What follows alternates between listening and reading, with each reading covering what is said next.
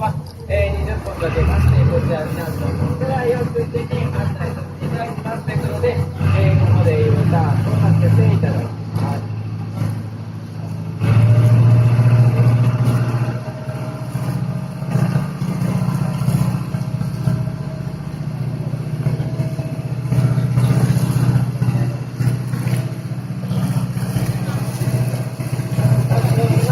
前に見えてきましたあちらの橋、愛と合う橋がありまして、愛合う橋です。愛合う橋。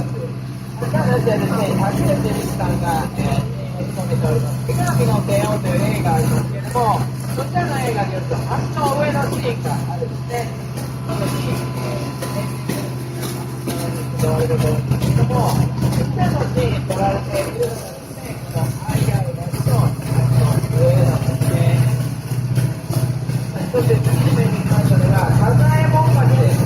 こちら、ノートンボルダーでは電気時代がノートンボルトン線がございます。そこに江戸時代からパフォーマンという劇場がございました。この劇場があまり流行っていなかったよと。